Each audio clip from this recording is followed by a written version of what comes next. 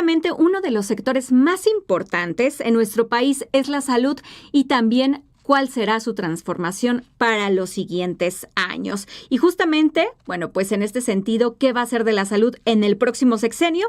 Para platicar sobre esto, saludo con mucho gusto al doctor Juan Manuel Lira. Él es analista en salud y también ex titular a nivel federal de la Unidad de Atención Médica del Instituto Mexicano del Seguro Social. Doctor, ¿cómo está? Buenas tardes, bienvenido.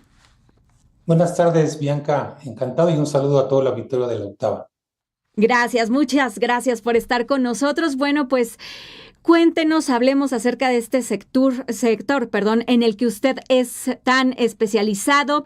¿Cómo se encuentra realmente en estos años? Hay datos que, bueno, pues aportan otras visiones. Cuéntenos, y en esto, pues le quiero decir que el Consejo Nacional de Evaluación de la Política de Desarrollo Social dio a conocer que los mexicanos con carencias en acceso a los servicios de salud pasó de 20.1 millones a 50.4 millones, es decir, 39% no tuvieron los servicios médicos en el año 2022. ¿Cómo se encuentra el sector? Sí, recordemos que estamos en el cierre de la administración de esta llamada cuarta transformación, el primer periodo del presidente López Obrador, y la legitimidad que le dio la población en las urnas a la doctora Claudia Sheinbaum, hoy candidata, o más bien presidenta electa de la República, pues va a marcar un paradigma en lo que se ha hecho y lo que se tiene que hacer. Es lo que se conoce como el segundo piso de la transformación en salud. Y en ese sentido, yo te haría un resumen rápido para el auditorio en 3 puntos que se tienen que fortalecer para los siguientes 6 años y los posteriores. Uno es precisamente lo más importante y lo que adolece toda la población, que es la mejoría de los servicios que se dan en todas las instituciones del sector, llámese IMSS, ISSSTE, IMSS Bienestar, Fuerzas Armadas, Pemex, etcétera. El segundo punto es la prevención de las enfermedades, que también es un punto muy importante que tendrá que profundizarse. Y el tercero, no menos importante, es la coordinación de todas las instituciones a través de la Secretaría de Salud, lo que se conoce coloquialmente como la Rectoría de Salud. Voy a empezar por ese último punto porque efectivamente se han dado pasos importantes que no se han permeado porque se ha privilegiado durante estos últimos años, sobre todo la formación, la creación y difusión de lo que es el organismo público descentralizado llamado Bienestar, pero a la par la Secretaría de Salud también ha hecho cosas muy importantes que se tendrán que reforzar y sobre todo esto es lo que se conoce como la recuperación de la rectoría en la salud. He de decirles al auditorio que recientemente el año pasado se publicó en el Diario Oficial de la Federación lo que será el nuevo Servicio Nacional de Salud Pública. ¿Qué es esto? Es el organismo encargado a través de la Secretaría de Salud de coordinar a todas las instituciones de salud, como les digo, el IMSS, el ISSSTE, ahora el IMSS Bienestar, para que se brinde atención sobre todo a aquella población que no tiene derecho a bienestar, pero que se haga de manera coordinada y que se abatan las listas de espera para una consulta, para una cirugía, que se mejoren el abasto de medicamentos, y todo esto tiene que hacerse a través de una coordinación sectorial que ya está por ley establecida, como les digo, en el Diario Oficial de la Federación, y esa será una parte muy importante que a partir de que entren en funciones del nuevo gobierno, pues se implemente y sobre todo se difunda. He de decirles que ya está impulsado en 23 estados, también en los estados que forman parte del Bienestar, e incluso en algunos estados que no forman parte del partido que está gobernando, y lo han visto con buenos ojos, sobre todo los secretarios de salud de los estados, porque se sienten identificados con este nuevo programa que, como te digo, para todo el auditorio va a mejorar mucho la calidad en la atención médica. Otra parte importante es la prevención. No podemos estar curando enfermos toda la vida, tenemos que prevenirlos. Sin embargo, esta prevención no se ve en el corto plazo, Bianca y auditorio, sino que es un poco a mediano y largo plazo. También aquí jugará un papel muy importante este nuevo Servicio Nacional de Salud Pública que se encargará de ver todas las partes que no forman parte del asistencialismo. Por ejemplo, les pongo un ejemplo. Hoy en día tenemos un brote importante de dengue en algunas partes de la República porque se ha disminuido o se ha desviado un poco la atención a aplicar las medidas para que no proliferen los mosquitos, como la aplicación de ciertas sustancias, la descacharización, etcétera. Todo eso se conoce como salud pública. Esta parte también va a ser muy importante, como la vacunación, y va a caer también en manos del Servicio Nacional de Salud Pública. Entonces, si combinamos la parte preventiva para que no tengamos enfermedades, como la parte asistencial, que como te repito, es lo que más necesita la población para que sienta que realmente tienen un servicio de calidad, yo creo que vamos a dar un gran paso adelante, sobre todo en el segundo piso, la doctora, como lo ha marcado, sobre todo en estos meses que estamos ya trabajando sobre eso, Bianca. Doctor, dentro de estos retos, bueno, pues el trato a los pacientes también tendría que ser alguno de ellos.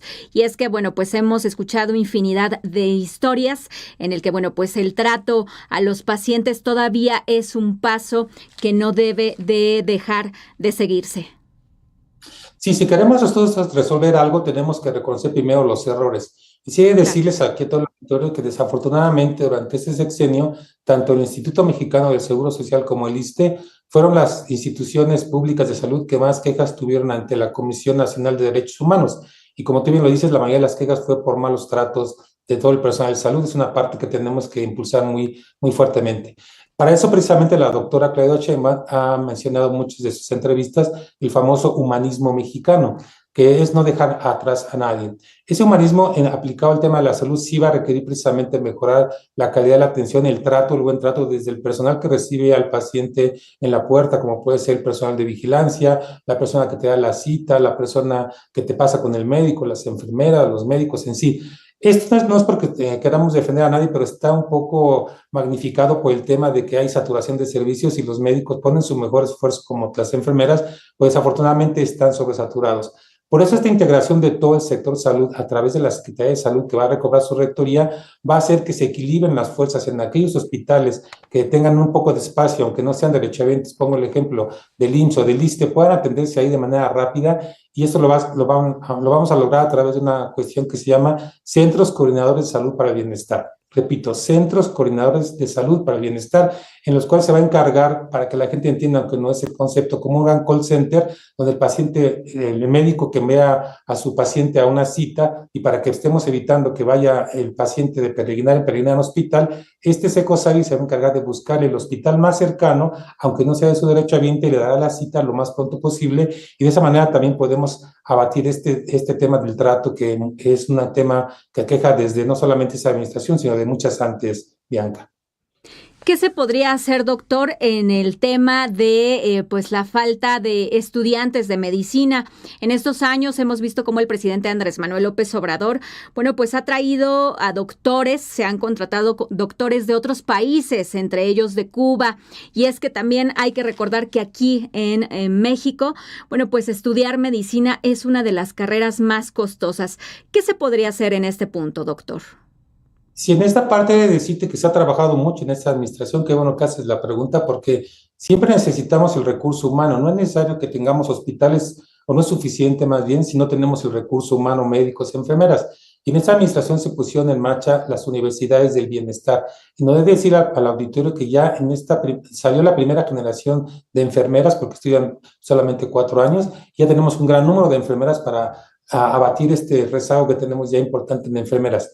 En el caso de los médicos, se están formando también médicos con una mística más social, una mística más humanitaria, pero desafortunadamente todavía no están en las primeras generaciones.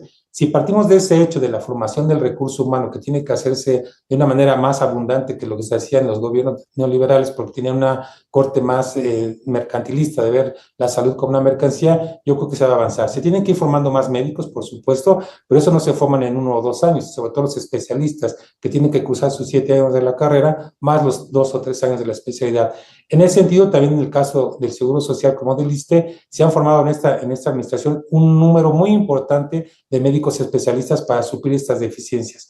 Pero eso yo creo que hay que decirle a la población que va a tardar un poquito de tiempo, porque los médicos tienen que irse formando, pero sí se ha caminado. Y lo que representa el segundo piso de la transformación en el tema del recurso humano se va a fortalecer, por supuesto, abriendo más plazas para que en un futuro, en el mediano plazo, tengamos los médicos suficientes y así evitemos traer médicos del extranjero como se hizo en esta ocasión. Bianca. Doctor, ¿considera que tras la pandemia a la sociedad se le inculcó esta cultura de revisiones preventivas o aún falta para que podamos llegar a esta parte? ¿La gente sí está acudiendo antes de? Es una muy buena pregunta porque la pandemia sí trajo, digamos, un quiebre en lo que es la salud de México, pero desafortunadamente la gente todavía no ve la parte preventiva como algo muy importante. Recordemos que siempre es mejor prevenir que estar enfermos. Y para prevenir, como te digo, es un tema que muchas veces entra en juego no solamente el tema del sector salud, sino otras instituciones o dependencias que trabajan de manera transversal, como es la Secretaría de Educación Pública, Economía, etcétera, para evitar lo que en salud pública se conocen como los determinantes sociales de la salud. Esta parte muy importante también está contemplado en lo que vamos a seguir transformando en el segundo piso, en la implementación del nuevo modelo de atención a la salud, que ya está también por decreto de hace 2 años, en el cual se pone mucha atención en la parte preventiva, pero desde la parte de la comunidad, que es donde empieza la enfermedad. Es decir, a través de los comités comunitarios, que ya empezó una parte, como bien lo sabe el público, a través de la formación de los comités para el Hospital Es Nuestro, donde están dando el dinero para que ellos mismos pinten, remodelen. Se va a ampliar esto para que a través de ese mismo comité en la comunidad se hagan todas las acciones de promoción a la salud que te comentaba que se conocen como determinantes. ¿Qué es esto para el público? Por ejemplo, que tengan agua potable las escuelas, que tengan agua potable las comunidades, que si no tienen el sistema de drenaje se hagan las letrinas, que se combata la proliferación de mosquitos para el paludismo, dengue, etcétera, y también que participen mucho en el diagnóstico de salud de la comunidad para que de esta manera ellos se involucren. Esto todavía no ha permeado, es una parte importante que tenemos en los planes que nos ha indicado la doctora Claudia Sheinbaum. Gracias, doctor, como siempre, por platicar con nosotros. Doctor Juan Manuel Lira, él es analista en salud y extitular a nivel federal de la Unidad de Atención Médica del IMSS. Muchísimas gracias por estar hoy con nosotros. Al contrario, bien, que un saludo y síganos en nuestras redes. En X me encuentran como @doclira1, donde estamos platicando estos y más temas de interés para toda la población. Claro que sí, un fuerte abrazo.